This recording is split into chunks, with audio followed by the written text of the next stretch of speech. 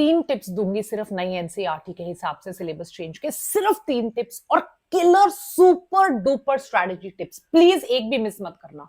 बहुत different tips है। कोई बोलेगा पढ़ते रहो टाइटल ऐसे बनाओ सब, नहीं, बहुत प्रैक्टिकल 3 टिप्स दूंगी एंड ट्रस्ट मी आपकी जिंदगी बदल के रख देगा। नंबर 1, राइट, सिर्फ 3 टिप्स 2-3 मिनट में कवर हो जाएगा। प्लीज मिस मत कीजिएगा, एंड तक सुनिएगा, बहुत प्रैक्टिकल टिप्स है, बहुत इंपॉर्टेंट टिप्स है। टिप नंबर 1, ओल्ड एनसीईआरटी से नहीं पढ़ना है, नई एनसीईआरटी से पढ़ना है। राइट, बहुत ज्यादा इंपॉर्टेंट। अब क्यों पढ़ना है नई एनसीईआरटी से? क्योंकि आपको क्या याद रखना है नई एनसीईआरटी से पढ़ते हो। पढ़ना नई एनसीईआरटी से क्या याद रखना है? जो टॉपिक डिलीट हो गया अब उसके क्वेश्चंस जो आपके हैं वो नई एनसीईआरटी से जो सिलेबस बचा हुआ है उससे आएंगे। तो अब आपको एज अ पर्सन, ये मैं भी आपको हेल्प करूंगी, इसलिए एनसीईआरटी मार्किंग सीरीज स्टार्ट कर रही हूँ। थर्सडे से स्टार्ट हो जाएगी आपके लिए एनसीईआरटी मार्किंग सीरीज।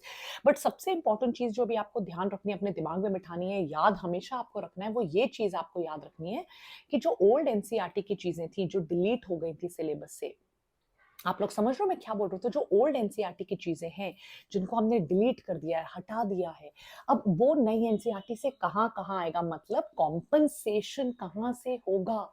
जिस बच्चे ने ये प्रिडिक्ट कर लिया, और ये मैं आपको बायो में हेल्प करूंगी प्रिडिक्ट करके, that is why I am doing the NCERT marking series, कि अगर मान लीजिए टैक्सोनॉमिकल एज का एक क्वेश्चन हर साल आता था, वो इस साल नहीं आएगा तो कहां से? एबायोटिक फैक्टर्स का हर साल क्वेश्चन आता था, वो नहीं आएगा तो कहां से?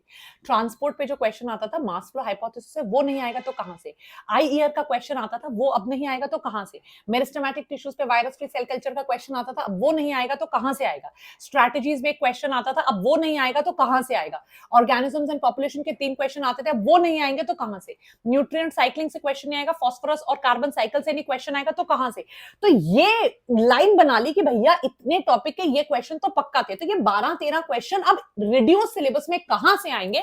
वही बच्चा हमारे लिए सक्सेसफुल होने वाला है। तो ये बहुत ज्यादा इंपॉर्टेंट है।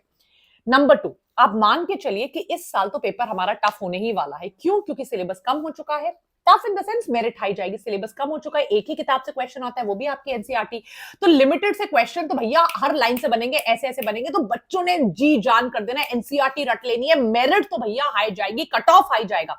तो ये स्ट्रैटेजी में क्यों इंपॉर्टेंट है मैम? ये स्ट्रैटेजी तो नहीं है, ये स्ट्रैटेजी है, क्योंकि अब आपको सोचना ऐसे है कि यार ये रिड्यूस सिलेबस इतना है, अब इस रिड्यूस सिलेबस में सबसे पहले आज बैठ जाओ, अपने हाई वेटेज टॉपिक्स को एकदम अलग कर दो। और अक्टूबर के महीने में स्ट्रैटेजी टिप नंबर 2, पहले जैसे मैंने आपको बोला कि आपने कॉम्पनसेट करके देखना है कि यार ये नहीं आया तो कहां से आएगा।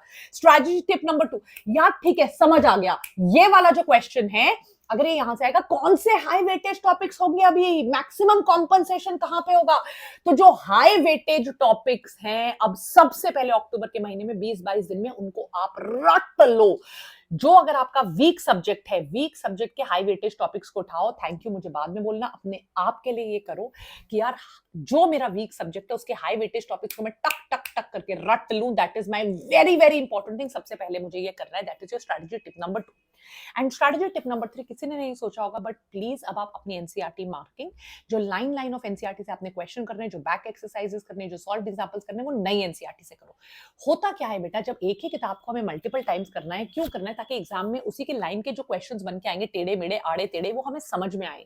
तो वो हमें तभी समझ में आएंगे जब एक ही किताब को मल्टीपल टाइम्स करेंगे, ताकि वो किताब हमारे दिमाग के अंदर घुस जाए। जब वो किताब हमारे दिमाग के अंदर घुस जाएगी, that is refer to as a very very important thing, जिसका नाम होता है एक्टिव रिकॉल। मुझे यार समझ में आएगा, मैं देखूंगी, ओ माय गॉड यस ये एक्टिव रिकॉल है, अब मुझे समझ में आ रहा है कि एक्टिव रिकॉल क्या होता है, मेरे को वो पेपर छपने लग जाएगा।